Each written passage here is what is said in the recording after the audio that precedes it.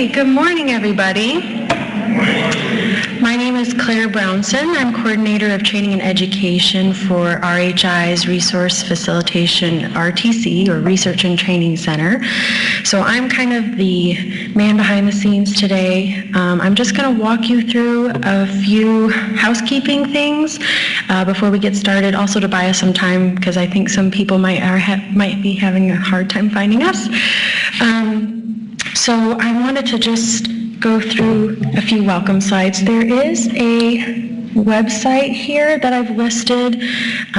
We're also speaking to our webcasters at the moment, but you are also welcome to access this site for electronic versions of your folder contents. So feel free to look those through tonight, tomorrow, or going forward. But I will walk you through what our folder has today too a little bit. So a few things before we get started. I just wanted to thank those who are responsible for getting us here today and for having you here and joining us. Our partners at the DOC, of course, and Fran, who I'll introduce here soon. And also for our audiovisual technicians for helping us, Ed and Ted, for helping this get started. This is our first time, at least for me, webcasting and recording a major two-day seminar. So we're really excited, and we're hoping to make this accessible to numerous people, numerous populations after this week. Also to Community Solutions, specifically Lisa, who will be speaking to you, I think, tomorrow. And then, of course, Voc Rehab, who is our funder, and is really a major part in why we're here today and helping resource facilitation grow as fast as it is. Okay, so like I said, a few housekeeping things. Outside at the registration tables, I hope that you have all signed in. If not, I would encourage you to do so as soon as possible with the time that you arrived. We'll have you do that both today and tomorrow, and I'll also be requiring you that you sign out. This is somewhat silly, but it is helpful for continuing education purposes. So if you can, before you leave today, also if you're leaving early, just make sure you sign out at those registration tables and mark the time. For those of you who are receiving CLEs, the legal education credits, there is a special sign-in sheet. So if you can sign that specific sheet also with your bar number. And then I'll be checking these in and out between today and tomorrow. If for whatever reason I didn't have your name on those registration sheets, I do apologize, but I would encourage you actually to register via the link that was on the flyer. I can also give that to you if you come to me personally, just so we can capture all your information and have it going forward with any evaluations and feedback, those sorts of things. Okay, so restrooms and water fountains, for those of you who aren't familiar with the building, I'm not familiar with the building, but I found the restrooms out to the right and to the right again near the escalators. So you'll find rooms for the men and women there, also water fountains. So feel free to get up and move around if you need. I do know there's no food or beverage in this room, so please be careful and mind that. And then if you can, remember to silence your cell phones. Also, because we're recording and webcasting, we're trying to minimize distractions to those viewers. A few things about lunch. We do have lunch on our own. Today is from 11:45 to 12:45. Tomorrow is from 12 to 1. So I know it is still 11:45 to 12:45. So for that hour, you're welcome to wander on your own. There are some cafeterias and some other options listed in this pamphlet in your folder that just gives you a few ideas that are nearby and shouldn't take too long. Okay, sorry, this is a lot. Folders. On the left side, you'll find everything that you need for today and tomorrow. Okay, so you'll find the program, the training instrument that I will be training you on later this morning. An evaluation. So this evaluation, we would ask that you hand us in person, either to me or my colleagues, by the time you leave, whether you're not coming back tomorrow or by the end of tomorrow. We would just love your feedback going forward, maybe to address your concerns or your interests in another seminar in the future, perhaps. So if you can get those to me. There will also be electronic evaluations coming your way from 2 different contracted companies we're working with for CEUs. I apologize, it sounds like a lot of work, but I promise you they're very short and not time consuming, but we would appreciate your feedback for them as well. There's also some definitions. Again, another CEU handout, your lunch little slip. And then on the right side are just basic information materials for you to peruse at your own time. So there's an RF brochure, a flyer announcing our regional conferences later this fall, and some fact sheets and public policy briefs, as well as our newsletter and other CDC fact sheets. So again, we just tried to include as much as we could in there to kind of interest you as much as we could. Okay, and if there are any items missing, let me know, especially the screening instrument. Okay, I mentioned the evaluations. Everything is available on our website, like I mentioned, and the PowerPoint presentations will also be available through our website after tomorrow. So if you want to look back and review those, feel free to come back, and that'll be at that same website address. Okay, so you'll notice too at the ends of your rows, I know we're kind of spread out a little bit, but I should have, and let me know if you want some, I've placed some index cards for questions. If you'd like to ask questions during the presentations, we'd ask that you hold your questions for the end, and then you can submit these to us, send them to the end of the aisles, and myself or my colleagues will bring them to the front, and we'll address as many questions as possible if time allows. If you want to do them anonymously, that's fine. Also, you can put your contact information on there too if we don't get to it, and you really are interested, we can email you the answers or address them in some other way. There's a good chance too, if we do have a lot of time, we can address your answers with the microphone in the back, and I can pass those around. So just let me know how you want to do things. And then continuing education credits in your program, there is a little half sheet explaining on the left side for those of you who are hoping to get continuing education today and tomorrow, that whole process. So please let me know if you have questions. There's also my colleague Kim here who you can contact if you have questions. Okay, and then there is a partial credit form for those of you who are hoping to obtain CMEs, any kind of physical medicine or health professional credits. So if you aren't planning on spending the whole day with us, please come see me. That way I can just capture how many presentations you will actually be in attendance for, and that way I can submit it to IU. Okay, I think that's it. Sorry about that. Any questions before we get started? Alrighty, so I would like to introduce Dr. Lance Trexler and Fran Osborne. They are going to get us started today. Dr. Trexler is head neuropsychologist and executive director of the Resource Facilitation Department at RHI, and Fran is superintendent at the Edinburgh Correctional Facility. So it is my pleasure to introduce them both to you today so they can get us started. Thank you so much, everybody. Good morning. Thank you for being there. This has been I guess we're now in our 4th year of this grant, and it has yielded a great deal of progress, and this conference is certainly a part of the evolution of this grant. The Department of Corrections has been our partner on this grant, and I just want to thank Fran. I don't know if you want to make some comments at this point, or...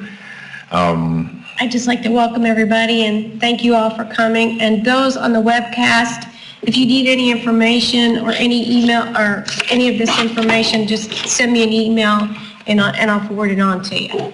Great. But I'm very excited. I think you'll enjoy it. You'll enjoy the next 2 days. Thank you, Fran. Thank you. So let's walk through here some of the fundamentals of this grant and what this is about. So we'll get into the details here about brain injury in the criminal justice system. But I think you'll find that the data are startling. The goals of this grant are to, well, the goals that I have at the moment are to learn how to use this. Yeah, we'll get to that sooner or later here. Let's see.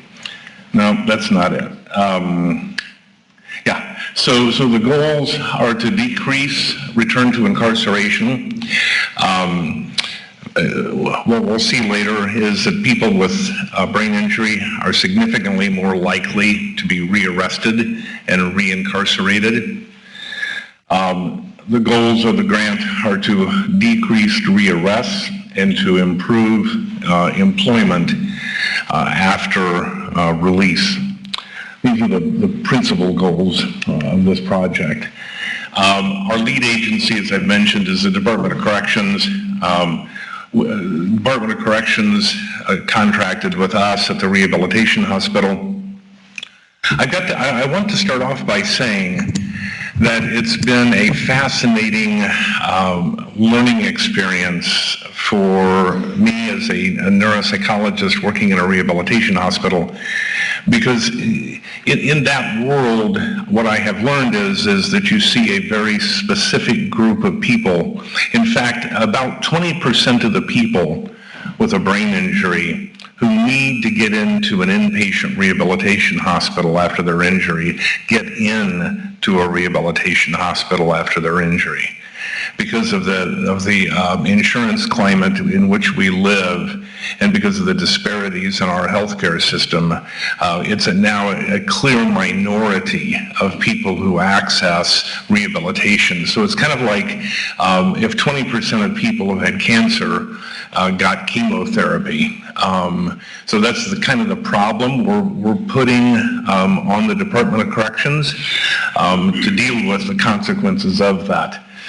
But what I have learned is that when you get outside of the rehabilitation hospital and you see in the community and in the community agencies and organizations, and you get inside the Department of Corrections and you get inside of the Marion County courts, you are all of a sudden confronted with the real world consequences of the fact that we're not rehabilitating people with brain injury.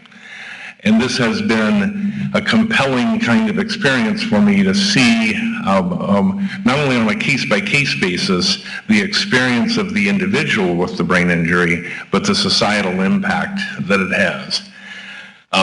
So it's good to get out of the Rehabilitation Hospital of Indiana in a way, but it's also been a shocking kind of eye-opener for me and my colleagues. Community Solutions is a project co-manager, as Claire mentioned. They are very involved in the Marion County offender programs, and they have been a great partner to work with. American Institute of Research is our outcome evaluator. As you're probably aware, when you're doing outcome analysis on a project, it's good if the people collecting those data are independent of the people providing the intervention, so there's not a bias in obtaining or interpreting data. And the American Institute is our evaluator in that respect. IDOC Parole District 3 has been a great partner and has played a role in screening the people that have come into this project. Marion County Corrections in Duval has been a partner in this, and we've been screening people there as well. And then PACE, our public advocates in community reentry, they are our partner in this project, where people like in the back, Jason, say hi, Jason. So Jason is screening people at PACE and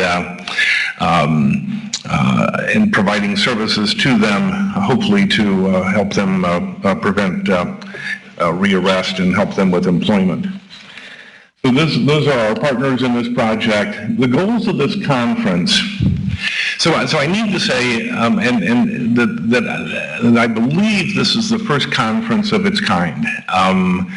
In looking throughout the literature in this area, investigations and research in brain injury in the Department of Corrections is a new enterprise, and I've not seen a conference focused on looking at brain injury in the Department of Corrections in this depth at all. In your packets, you will see a fact sheet from the CDC on brain injury in the prisons. So the CDC has acknowledged the significance of the issue here. So please take a look at that when you get a chance. But through Fran and through the Department of Corrections, Indiana is way at the front of confronting this issue of brain injury in the Department of Corrections. And I think we've got a great start for being only 3 years into this initiative.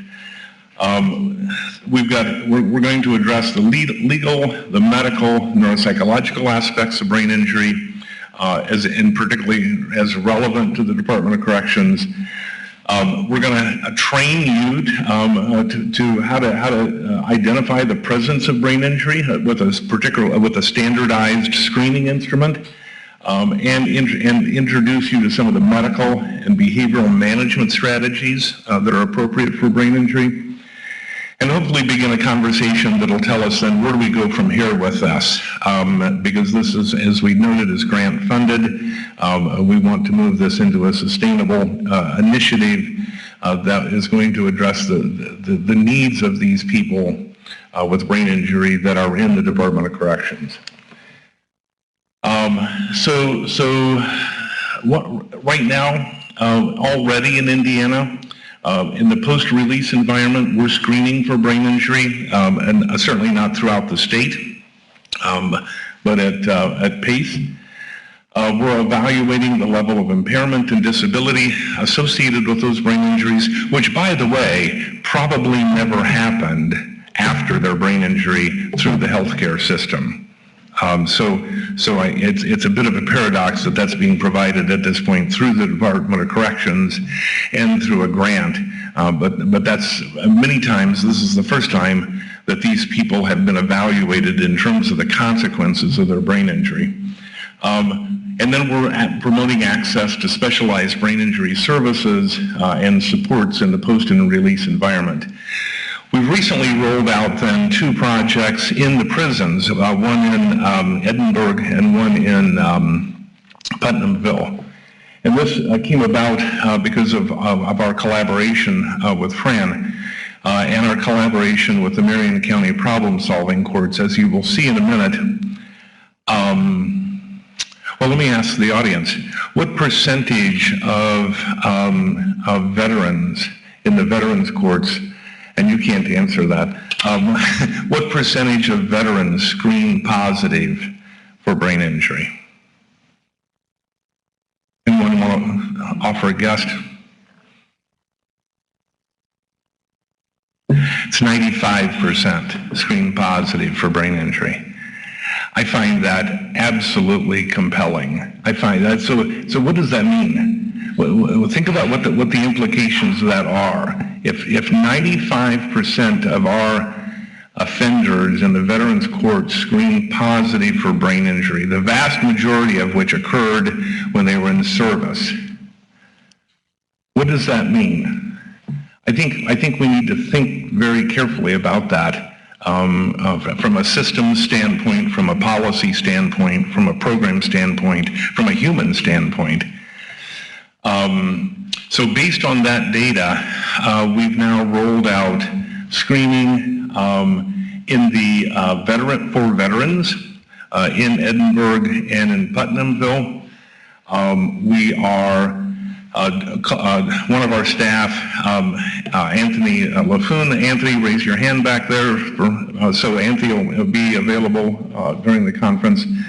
We're evaluating people there for brain injury and starting to promote access to services and supports while people are still incarcerated and then setting the stage for their release and connecting them to appropriate services post-release. So this is kind of gives you an overview of the grant right now and the activities that are involved therein. Thanks to Commissioner Carter, to Julie Lanham, Deputy Commissioner, Nancy Riley, Staff Development on my end. Please, when you get a chance, thank Claire and Judy out front. They've been working a whole lot to pull this together. Community Solutions, Lena Hackett, and Lisa Osterman, who will be talking later. So I'm going to shift here.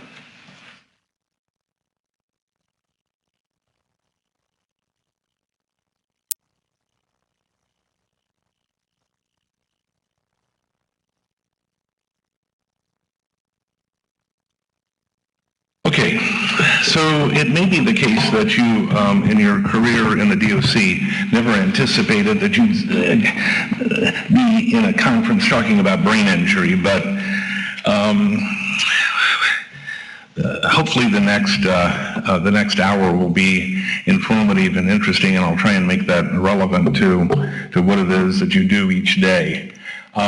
So this thing is, this squishy stuff, some of you have seen this slide. This squishy stuff is what's inside your head. We don't think about it. We don't think about it at all, actually. When you look in the mirror, this isn't what you see. But this is why we have a skull and a face, because this is what you would see if you didn't. But the truth is, of course, is that that's exactly what makes us who we are. And this is what serves our every function that we do. There's a particular quote I like to share. Men ought to know that from nothing else but the brain come joys, delights, laughter and sports, and sorrows, griefs, despondency, and lamentations. And by this, and in a special manner, we acquire wisdom and knowledge, and see and hear and know what are foul and what are fair, what are bad and what are good, what are sweet and what are unsavory. And by the same organ we become mad and delirious, and fears and terrors assail us. All these things we endure from the brain when it is not healthy. In these ways, I'm of the opinion that the brain exercises the greatest power in man. So we've known that since the 4th century BC. I'm not sure that in our day-to-day functions we really understand that or believe that, but it is indeed true. So let's talk. We're going to talk a bit about the epidemiology of brain injury. 1.7 million a year require a physician visit. The severity ranges, fortunately, most are mild, 80% to moderate to severe, which are 20%, and that is for those who survive, obviously. Every year, the prevalence right now is at about 3.3 to 5.3 million people are living in the United States with permanent disability associated with traumatic brain injury. And they're 66% more likely to receive welfare or disability payments because of the sequelae of their injury. In terms of the economic impact of this in the United States, it represents about $13 billion, in direct cost in 2013, which is something on the order of 6 times the cost of cancer, to give you a benchmark on that.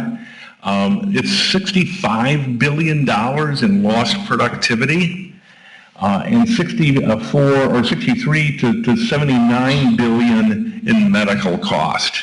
So this is not, unless you're a sports figure and you've got a chronic traumatic encephalopathy associated with multiple concussions, people don't hear about traumatic brain injury or its impact, but it's a serious issue. There are about 2,400 annual hospitalizations for just traumatic brain injury, and we're going to talk about acquired brain injury. We're not going to just talk about traumatic brain injury, but traumatic brain injury is the most problematic, and many risk system treats it. So when we look at the causality for traumatic brain injury, it's changed recently. Because our population is aging, more of these injuries are associated with falls. We routinely have people out at the hospital that are 72 years old, and they're up on their ladder cleaning out their gutters, or are tripping and falling, and when they're 84 and getting a traumatic brain injury.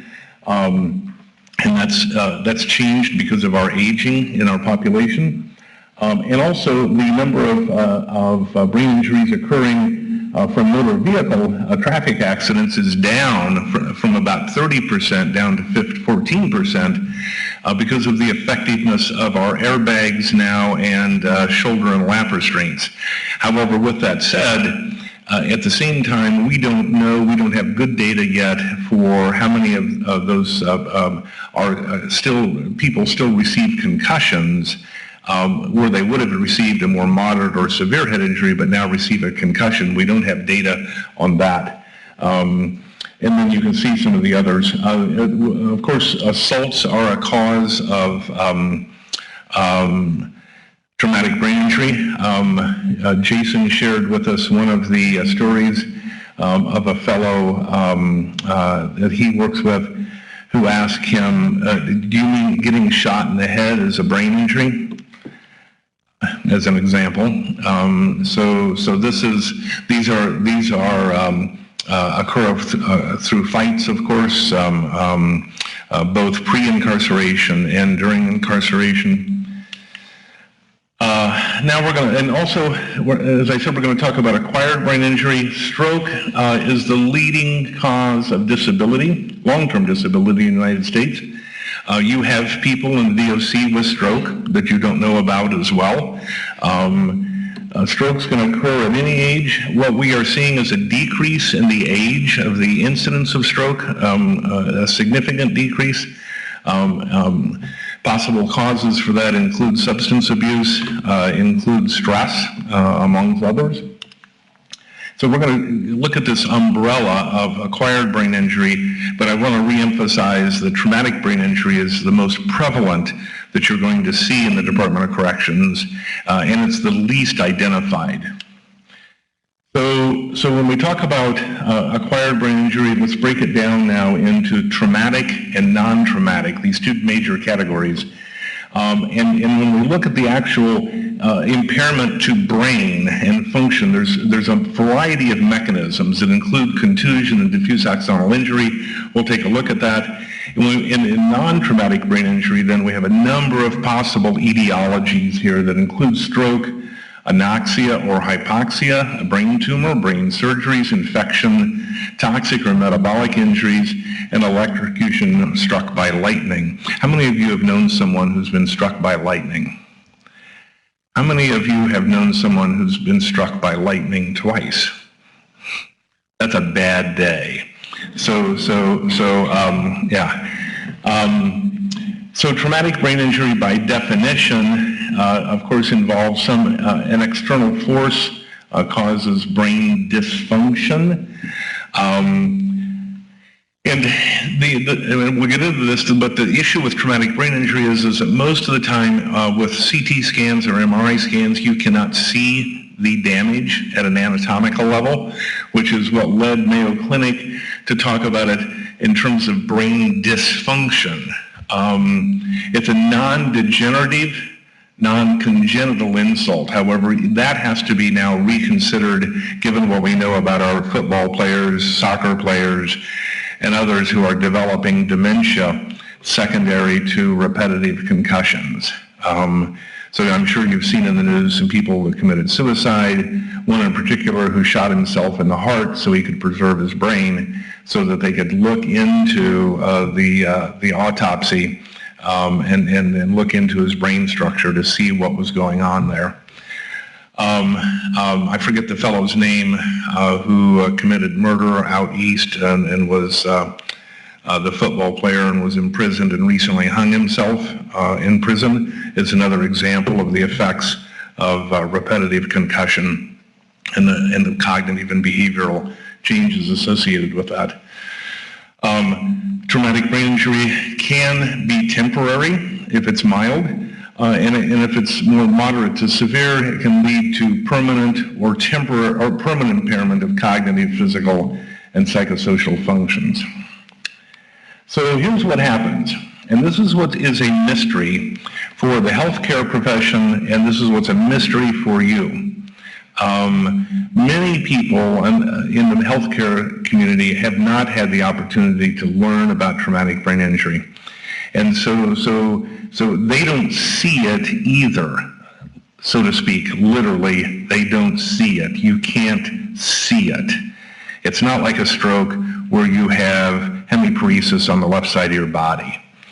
So traumatic brain injury, when your brain gets rattled around inside your head, you have this, if it's a side-to-side motion, you get what's called a coup and a contre-coup. So the analogy is, if you take an egg and you shake it really hard back and forth, just like in shaken baby syndrome, what happens is that then that tissue inside of brain is being sloshing around back there in a way that is disconnecting the neural networks that subserves all of our function. And you may note here that, can you see that? Can you see the pointer on that? Yeah. So this is the base of the skull here, and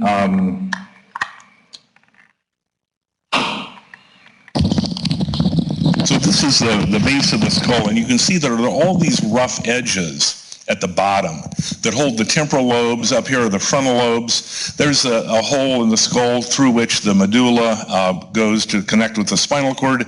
You got rough ridges here. So if your brain is sloshing around inside, then of course what's happening is that tissue is coming across those sharp edges, bruising it, damaging it, in addition to the injury that occurs inside of the brain when this happens. Now this depicts a side-to-side injury. So if you get smacked on the side of the head with a baseball bat, then you're going to get a side-to-side kind of injury. If you're in a motor vehicle crash and you hit a telephone pole, you're going to get a forward to backward kind of force injuring brain. The primary mechanism of damage in traumatic brain injury is what's called diffuse axonal injury.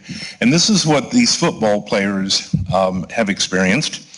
And this is what many people have experienced, all the way from mild concussion to severe traumatic brain injury. So what happens is that if this, for example, this is a cell right here, what a nerve cell looks like, brain cell. This is the cell body. It communicates through what's called an axon. This is a biochemical process.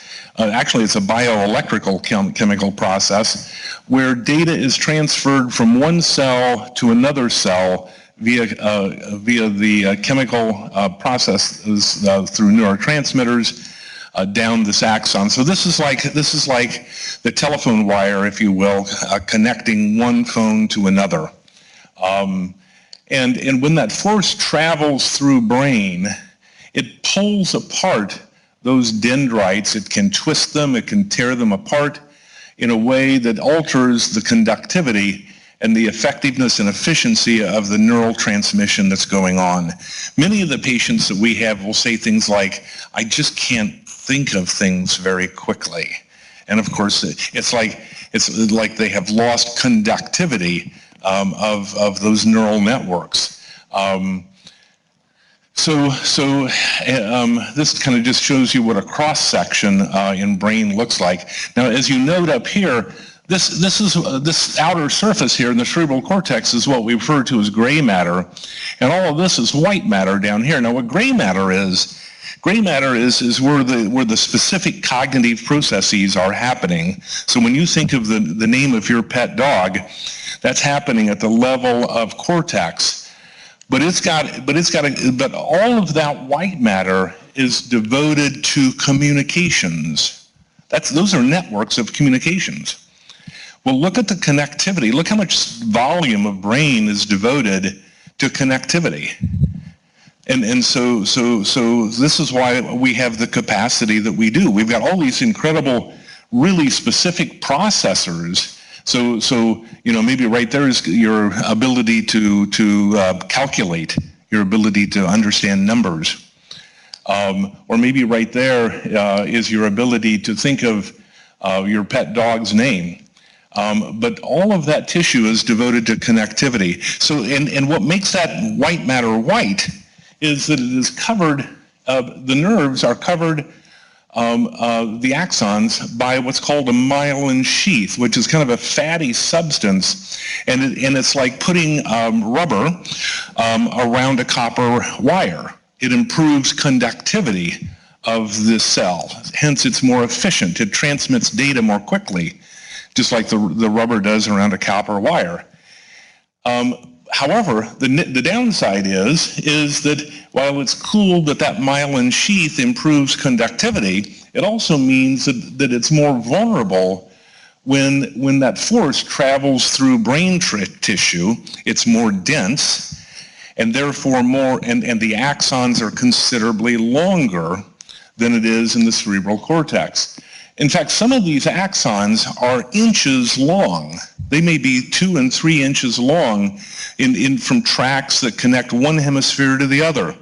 Well, if you've got a 3-inch axon going from one side of your brain to the other, and you get smacked in the side of your head with a baseball bat, what happens to that 3-inch axon? So the probability that it's going to get twisted or torn is high. We have those kind of networks all throughout brain, and you can see the vulnerability of brain in terms of the white matter distribution to that kind of diffuse axonal injury. So we measure the severity of traumatic brain injury in a variety of ways. Imaging, like CT imaging, is of course one strategy. Can you really see that red dot? Because I really can't. I can see it there, but okay. If you say you really can, I'll believe you. So we've got imaging here, and what that can look like in mild cases. In fact, in 93% of mild traumatic brain injury, CT scans, MRI scans are normal. 7% are abnormal, and that's because they had a small bleed when they are positive. In moderate head injury, they can be abnormal, they can be normal. In severe head injury, they can be normal, but less frequently. Now, in severe head injury, a majority of people have abnormal CT or MRI scans. Loss of consciousness is the major metric, and has been for a long time. A mild head injury, now this is when you start to think about concussions, right? So 0 to 30 minutes is a mild traumatic brain injury. Greater than 30 minutes to 24 hours is a moderate head injury, and greater than 24 hours is severe. So I'm going to jump ahead here to post-traumatic amnesia. PTA is now it's a fascinating phenomenon. Post-traumatic amnesia is also sometimes called post-traumatic confusion. Post-traumatic amnesia, it means that after a concussion or an injury, the biological mechanisms that serve memory, so what you're doing right now, you're learning all this brain nerd stuff, and so your brain is working on consolidating these data into memory. It's not going to really fully complete the process. Well, and when you sleep tonight is when a lot of this information is going to get consolidated, at least temporarily, into your memory. It occurs over time. It's a biological consolidation process. Your brain gradually dumps this data into memory. It goes from RAM to long-term memory. And what your brain is doing is as you get these new ideas and these new concepts, it's searching for, well, wait, do I know anything like this that I can relate it to? Oh, do I know anything over here that's kind of like this post-traumatic amnesia? And it's searching for connections, for relevance to attach itself to, so it's easier to store, which is how memory works. But if right now you experience a concussion, the biologic processes subserving that consolidation from learning into memory become arrested. And therefore, you don't remember even being here. So many patients with concussion will go to the emergency department. They'll tell the nurse, well, I'm Fred Smith, and my address is whatever, and my wife's phone number is this and this and this. And they have no memory of ever being in the emergency room. They have no memory of the entire event. And it's a very, very peculiar, puzzling experience for the patient and the family because they are talking. They may be able to tell you the date. They may be able to tell you where they're from. And yet, I guess it's sort of like being hammered a little bit. It's sort of like mildly intoxicated. You know, you're not yet slurring yet, but the person literally isn't dumping data into their memory system. And of course, this happens all the time happened all the time with the guys in Iraq or the men and women in Iraq and Iran with IEDs and concussions and so forth. They have no memory and yet maybe be completely alert during the whole time. So post-traumatic amnesia can last from 0 to 1 day in terms of its duration. For a mild head injury, moderate is greater than a day and less than 7 days, and severe is greater than 7 days. The Glasgow Coma Scale score is also a major metric for understanding the severity of injury. So it's one thing to say that you've had loss of consciousness, but consciousness is a gradient. Consciousness isn't either awake or asleep. Consciousness is this huge gradient, and in between, and when you talk about coma, we have depth of coma. So you can have a mild coma, or you can have a deep coma, depending upon how much damage to brain there is. And so the Glasgow Coma Scale is a way to measure how deep that coma is. It ranges from 13 to 15 for a mild injury, 9 to 12 for moderate, 3 to 8 for severe, and less than 3 is dead. So these are the major metrics. Now, when we look at survival after traumatic brain injuries, we've said most of the patients we see, most of the people in the population have had a mild traumatic brain injury, and that's 70%. Now, the issue there is that does not easily correlate with the level of disability, because it may be the case that they've had a mild traumatic brain injury, but it may be the case that they've had 6 of them, and so they may have major disability associated with those mild traumatic brain injuries.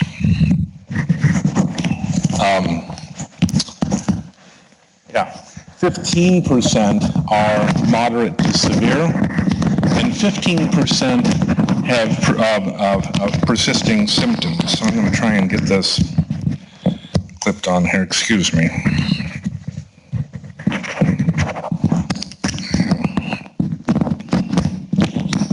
I guess I'm not. And the other issue is that 15% of the people are going to have a mild traumatic brain injury, but they're going to have persisting symptoms. 70% of people with traumatic brain injury are going to clear within 3 to 6 months of their injury. So that's cool, and that's a great thing. It makes them susceptible to the effects of second or third injury if they have another concussion. So a concussion plus a concussion equals 5, and another concussion equals 10. So they're cumulative in terms of the effects, in terms of cognitive and behavioral functioning. But 70% are mild, and they're going to be fine in 3 to 6 months. That's not the case for these other 30%.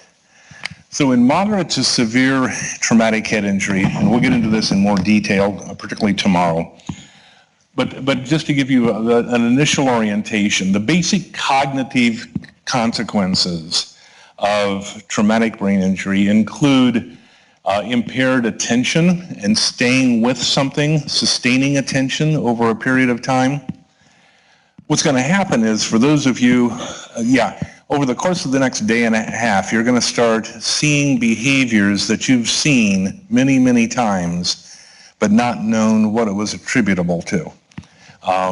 And you're going to start, people are going to start popping into your head here in terms of what's going on with them. So sustaining attention, concentrating, staying on task, remembering newly learned information, processing, just speed of processing. People with traumatic brain injury are not mentally retarded.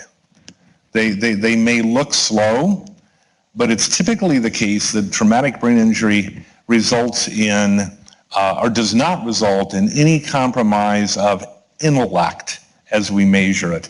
The vast majority of people with traumatic brain injury remember everything they learned before their injury. So it's not like that gets erased. They can't use it, they can't access it sometimes, but that data is still largely there. But they may be slow and they may look like they're intellectually compromised. And solving problems, making decisions is often problematic. The other issue with traumatic brain injury is that it unfortunately has a proclivity to affect the frontal lobes and the temporal lobes. Frontal lobes, temporal lobes, we'll talk more about that. But these are areas of the brain that are very much involved in the regulation of behavior and mood. And so patients with brain injury will be impulsive. They'll do things that they wouldn't ordinarily do. And they're disinhibited. So something tells you to not swear out your boss when you're really angry and you put on the brakes. But what if your brakes are compromised? And so, or what if you get sad or you get angry or your mood gets low and something tells you, well, now wait a minute, let's think through this or let's talk about this. What if those systems aren't functioning? Now you become more vulnerable to the kinds of episodic changes in mood that occur in all of us. You can have impairments of initiation. There are brain regions, particularly in the frontal lobes, right up here in the superior aspects of the frontal lobe, that initiate behavior. So when you set your alarm last night, you said, I got a plan. I need to be at this place at a certain time tomorrow. I'm going to initiate an activity that's going to help me prepare and organize to do that. And so what if those brain regions become impaired? And the other odd thing is that brain, particularly the frontal lobes and the temporal lobes, play a role in monitoring our own functioning. So you can be completely unaware of an impairment that you have. And the most classic form of that occurs in stroke. I have had patients that are completely paralyzed on the left side of their body. And you ask the patient, well, don't use your right hand, reach out and grab a glass with your left hand. And they'll sit there. And you say, okay, now go ahead, reach out with your left hand and pick up that glass. And they'll sit there. And you say, well, what's happening? And they'll say, nothing. Everything is fine. And you'll say, well, it doesn't appear that you're moving your left hand. And they'll say, well, sure I am. And so you reach over and pick up their arm that they can't move, and you pick it up and you let go of it, and it falls on the table, and they say, I don't know whose hand that is, but get it the hell out of here. That's not my hand. So that's a neurologic unawareness.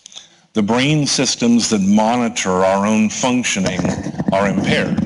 So in the case of the hand, if I reach out and want to grab this microphone, I get sensory data that tell me that whether I've touched it, in fact. But what if those monitoring systems are impaired, and now I don't know that I've completed that?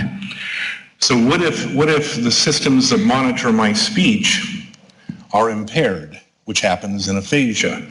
So now I don't know that what I'm saying to you makes no sense whatsoever. Or what if it's the frontal lobes of my brain that monitor the overall adaptability of my behavior? So now I have this goal of going to this conference, and all of a sudden this morning I'm on my way to the conference and I see a donut shop and I think, oh gee, I think I'll go get a donut. So then I run into Fred in the donut shop and I start talking to Fred, and Fred and I are having a great time, and Fred says, well, let's go, let's go to the racetrack and let's go to the museum. And he says, oh gee, that sounds like a good idea. And you're not monitoring your time and you're not monitoring your goal. Now all of a sudden you're at the racetrack at 10 o'clock at the museum when your intent was to be here at 8:15. And you should see the look on a patient's face when they realize that they have now not been monitoring their own behavior, and despite the fact that they totally intended to be here at 8:15, they're not. And it's extremely puzzling for them, and it's extremely puzzling for the family. And we'll talk more about that also. But diminished awareness is a huge issue. It's not the same as psychological denial. Denial means I find this information that you're telling me so ego-threatening that I'm not going to hear it. I can't hear it. And so that scares the you-know-what out of me. I'm going to deny the reality of that. And then social appropriateness, or social, it's often called social pragmatics. So people with brain injury will often be intrusive in conversation and not mean to be. They may disrupt conversation. They may have a variety of difficulties with social appropriateness. The emotional consequences that are typically associated with traumatic brain injury, the most frequent is irritability and aggression. Depression and anxiety are hugely prevalent. We'll talk more about that. Lability of mood. If you don't have cortical regulation of mood, then you have a phasing up and down, which leads many people to look like they have bipolar disorder because of the cortical dysregulation of mood. And what happens is, after they experience so many failures at adapting socially and interpersonally, then unfortunately our people start to withdraw from society, they withdraw from family, they sit in front of the television for the next 12 years. So in terms of some of the cognitive issues here, the attention deficit problems will result in difficulties focusing or responding in the job situation or in the classroom or in the courtroom. The memory deficit will affect what they remember about what transpired. Irritability and anger results in increased incidence with supervisors, co-workers, with supervisory staff. The uninhibited or impulsive behavior results in poor inhibitions of emotions or desires. An executive function deficit or frontal lobe deficits leads to difficulty organizing your behavior or following through. The biggest problem you see in traumatic brain injury, much to their frustration and everybody else's, is that they don't organize their behavior and monitor their own behavior in a manner that's consistent with what they say they want to do. So the disconnect between those two realities is what leads to so many difficulties for these folks with brain injury. So let's talk a bit here about concussion. Concussion is a traumatic brain injury. It happens to be a physiological one, at least initially, and not necessarily a structural one. We'll talk about that. But mild traumatic brain injury and concussion are interchangeable concepts or ideas. It is the same thing. The diagnostic criteria by the American Congress of Rehabilitation Medicine is at least one of the following: a brief loss of consciousness, a loss of memory before or after the injury. So we talked about post-traumatic amnesia, which is after the injury. You can also have brief memory loss for before the injury. So if you got injured on your way to this conference, you may not remember getting up this morning, or you may not remember what you did for dinner last night or what you did yesterday. Or in severe head injury, you may have memory loss for what you did for the last 2.5 years. So that becomes significant. I had a patient who had a child 6 months before his injury, and he had no memory of his child being born, which is, of course, then a whole nother kettle of fish. So any loss of memory before or after the injury, any alteration in mental state, a focal neurologic deficit, which might mean weakness in your one hand or your inability to speak would be an example of a focal neurologic deficit. And the severity of injury does not include a loss of consciousness for greater than 30 minutes, a Glasgow Coma Scale score of 13 to 15 after 30 minutes, or any post-traumatic amnesia over 24 hours, because now that becomes a moderate traumatic brain injury. But diagnostically, you can have something as mild as an alteration of mental state all the way to a loss of consciousness of 30 minutes, which is a big deal. Now, you know the common consequences of concussion. Physical, they usually include headache, nausea, vomiting, blurred vision is common, seeing stars or lights, dizziness, sensitivity to light or noise is common. People become hypersensitive, and this is really true for all levels of brain injury, is that they become oversensitive to stimulation, and it results in irritability. And tinnitus. The behavioral and emotional consequences of concussion usually include drowsiness, lethargy, irritability, anxiety, depression later on, sleeping more than usual, and yet paradoxically difficulty falling asleep. So the circadian rhythm, as you know, we go through this process of waking up in the morning, we get our coffee, we juice our brains, we get the dopamine going, the acetylcholine going, we're trying to wake up. And so we're doing fine, and then about 1 o'clock after lunch, we start to fade off, unless you're in a talk, and then you fade off earlier, but it's usually 1 o'clock in your normal day, and then you sort of, you fade off, and then by 3 or 4 o'clock, you're back on, and then towards nighttime, you start to slip, and you're headed towards sleep, right? Traumatic brain injury squishes both ends of that circadian rhythm. So people with brain injury aren't as awake during the day, and they're not as asleep at night. And so there's this, hence the irritability. So if you haven't slept for 2 nights, and you just get to sleep, and you're in that beautiful, lovely, deep sleep, and your companion comes racing in and starts yelling at you to say, "Oh, guess what? Aunt Mary is here, and she's come to visit for 3 weeks." How's your mood right then, at that very moment? So Aunt Mary's dead meat, right? So that irritability is instantaneous, and that's how a brain injury is after an hour of mental activity. So it changes that whole circadian rhythm and the level of alertness. The cognitive effects of concussion are feeling slowed down, feeling like you're in a fog or dazed. Again, this is because the networks that are in the white matter aren't communicating, difficulty concentrating, and difficulty remembering. So the post-concussion syndrome, you've heard of that in the diagnosis. These are symptoms that are classic. They're not necessarily always specific to concussion, but they are, it's a diagnostic category that includes 3 symptoms of headache, dizziness, malaise, fatigue, irritability, depression, anxiety, etc., and subjective difficulties with cognitive function.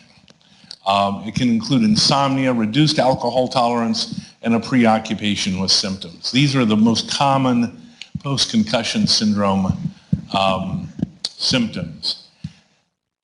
People with concussion, as we said earlier, the vast majority of the time recover perfectly fine. In 3 to 6 months, they're normal.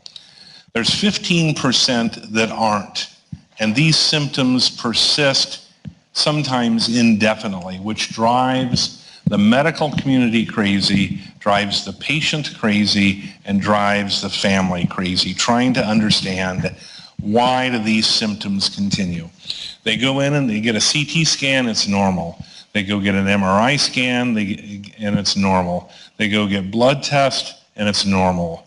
They go get neuropsychological testing, finally, 6 months or a year later, and the neuropsychologist says, well, it looks like most of the data is okay, but the patient's really distressed and anxious and depressed, and so we don't know if it's residual concussion or if now it's because of the consequences of going through all of this.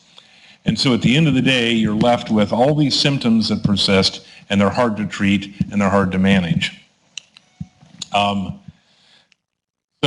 So the prevalence of this, it varies, but it can be anywhere between, for greater than 5%, some of these last 6 to 12 months, but you also see patients that are 10 to 20%.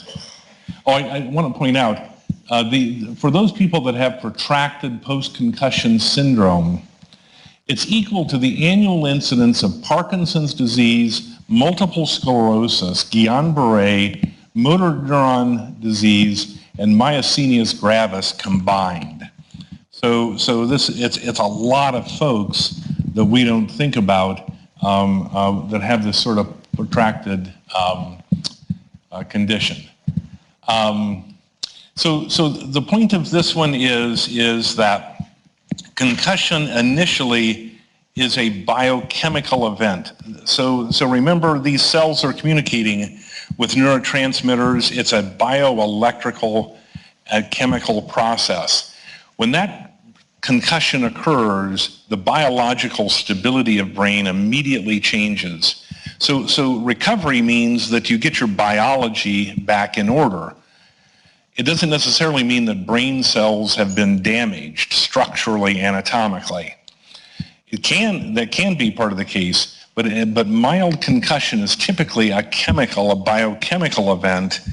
If it's a moderate or severe injury, it's much more likely to involve diffuse axonal injury or actual structural injury. Why don't we take a 10-minute break here? I know we're a bit off schedule here, but I want to break this up in a different way.